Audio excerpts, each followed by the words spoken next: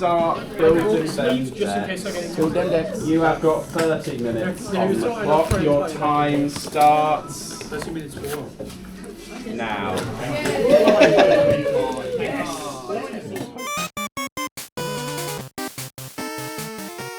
Hello and welcome back to Double Trouble Trainers.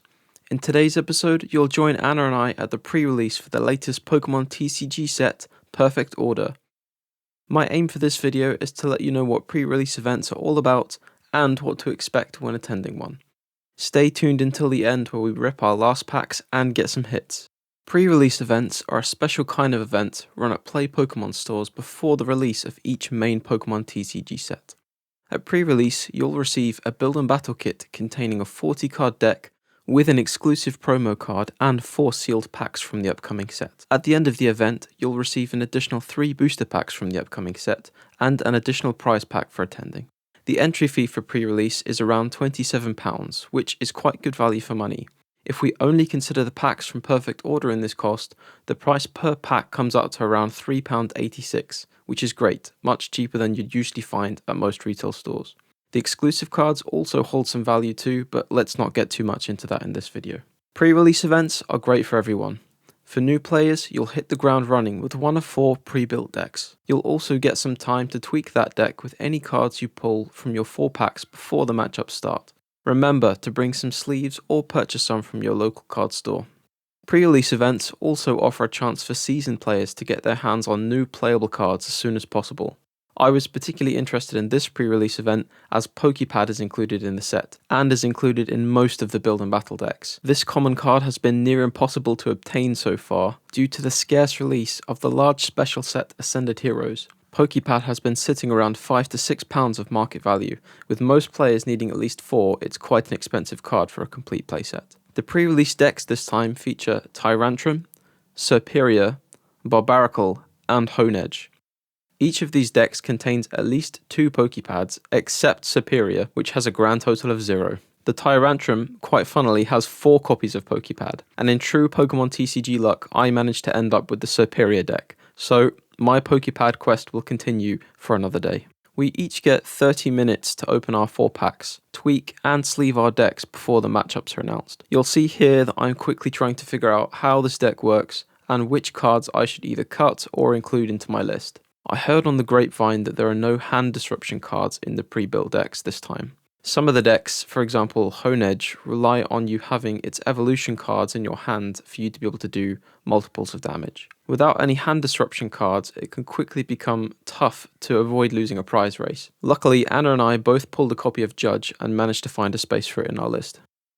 The Serperior deck leverages the Forest of Vitality Stadium to quickly evolve the Serperior evolution line in the same turn. Only 1 energy is required for its first attack, which does 20 damage for each grass Pokemon you have in play, so that's a maximum of 120 damage. It can also do 100 damage with 3 energy attached, or 250 damage if Rose's Encouragement is in the discard pile. It would have been nice to have an extra copy of Rose's Encouragement in my list if I'd have pulled one from the packs.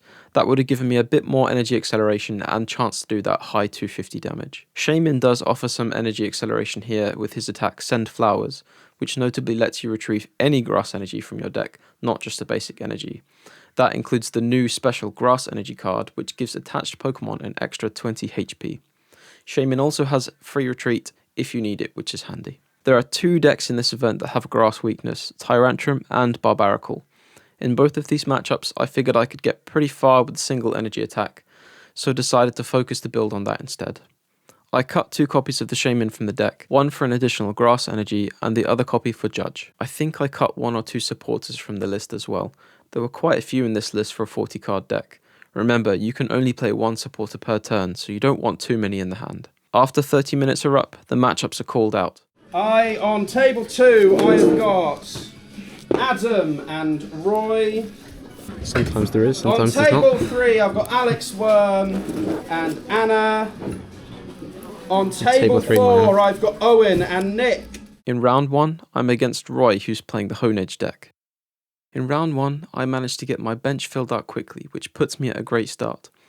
I then failed to read both my own and Roy's Honedge. I went to attack for 30 with Snivy, but Roy's Honedge has a resistance to grass, which negates 30 damage. Snivy does 10 damage to himself with his attack, so I was the only one ending up with damage.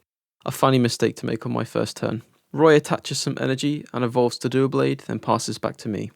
I retreat my Snivy for Shaman and use Send Flowers to start accumulating energy on my bench. Specifically, we'll grab that special energy to get an additional 20 HP on the Snivy. Roy plays a Judge to try and re-roll his hand a bit. You'll see here my Iono muscle memory kicks in. I'm sure I'll lose this after rotation comes up. On my turn, I play a Dawn to find my superior evolution line and then attack Roy's Honedge. Not quite enough to knock it out because of the grass resistance. At this stage, Roy couldn't find another basic Pokemon to put on his bench. I think he must have either prized all of them or got really unlucky with his Judge and draws. So he opted to concede early so we could move on to the next game. We have a bit of chit chat between the rounds about our sneaky Judge inclusions to try and maintain some hand disruption in our decks. The only thing with pre-releases is your decks are so suboptimal sometimes that sometimes you just can't get going. That's it, yeah, that's it. So I had a quick read on, I try not to spoil it too much myself, but I did have a quick read on Reddit from some of the people that have been playing. Yeah. And they were saying this deck was pretty good because there's not a lot of hand disruption going around. Yeah. So if you can build a hand up, then... Yeah, it's about getting, if you get off to a decent enough start. Yeah. Really well, but... Roy also chose to sneak in a Furfu in his deck. I also pulled one of these but missed it completely. For 1 energy, the Furfu can force your opponent to discard cards until they have only 5 cards in the hand. This is definitely handy in pre-release where we don't have any other hand disruption. Roy had a strong round 2 here, getting enough energy and swords in the hand consistently to knock out my superiors. For me, unless I could get the Rose's encouragement into the discard pile early, I'd be struggling to hit high enough for single turn knockouts due to Roy's grass resistance. One useful inclusion in the pre-release decks is Lacy, which lets you shuffle your hand into your deck and either draw 4 or 8 cards if your opponent has 3 prize cards or less. In pre-release formats, there are only 4 prize cards available, so Lacy's can be activated quickly. Additionally, Lily's Determination requires you to have all 6 prize cards remaining in order to draw 8 cards. In pre-release, that means you can only ever draw 6 cards from Lily's. In the last turn of the match, Roy needed just 1 prize card left.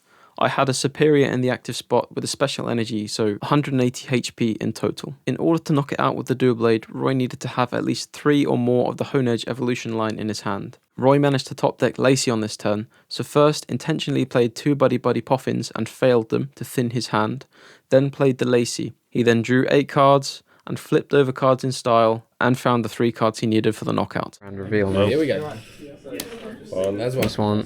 2, That's 2. 3, 6, 12, 180. Yep, okay. And 4. Nice.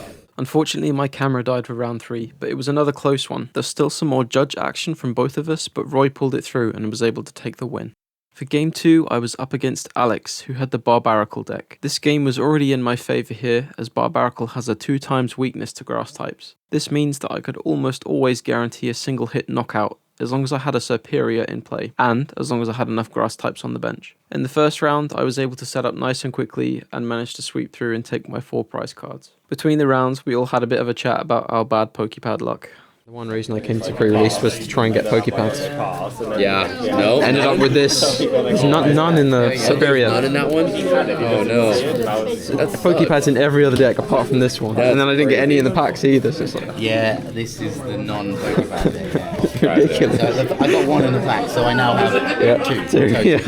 They're so hard to come by. It's crazy. The price Unless you get Tyrantrum now. Pre-releases happen. Yeah. It's in more decks. I'll say I've gotten a million like Night Stretchers and like Great Balls and stuff. Yeah. Like, that's been no problem. Yeah. But PokePads, nope. In game 2, Alex was able to make a surprising comeback. He was able to quickly power up Landorus with 2 Barbaracles on the bench and knock out my Snivy and Servines before I could evolve them into Superior. I wasn't able to get any Superiors into play until Alex was down to his last prize card. He then managed to knock out my Superior with the help of Premium Power Pro. Very nice. The last round was very similar to the first. I was able to get my Superiors up and running very quickly with the help of Force of Vitality. Also, with some special energies attached, it made it very difficult for Alex to make any one-hit knockouts. In the last round of the evening, I was up against Sorcha, who was also playing the Barbaracle deck. In both rounds, Sorcha didn't quite get the best of starts and struggled to break through the Superiors. I felt a bit bad about this matchup as it was probably over in around 10 to 15 minutes. Sorcha usually plays Alakazam and quite well at that.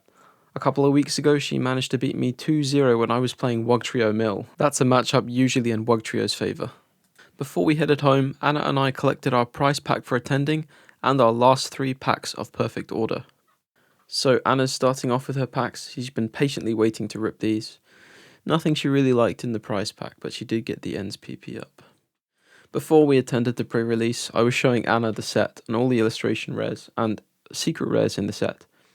Out of all of the cards, there was only one card she particularly liked the look of and one she wanted, so I really have my hopes up that she's going to pull it in one of these packs. Anna also pulled the Mega Zygarde. This would have been great for her if she'd have pulled it earlier because she was playing the Barbaracle deck too in the pre-release. Barbaracle synergizes quite well with Mega Zygarde. All that energy acceleration really pays off when you've got an attack with that much energy cost. Look at the cards. Look at the screen. See how I'm doing. Canyon, where's your water? Epidome, Servo. Oh, you got it! The one card you wanted. Oh my god! Look, follow me. Oh yes, Anna. Well, there you go. Wow. You're happy you went now, aren't you? Yeah, that's why I went. That right there is why you get your girlfriend to rip packs for you, because they have all the luck and we don't. Anna was pretty happy with this and she thinks she's going to send this one for grading. What do you reckon? I think this might 10 because it looks pretty clean. Unfortunately, I didn't get anything good in my packs and still no PokePads.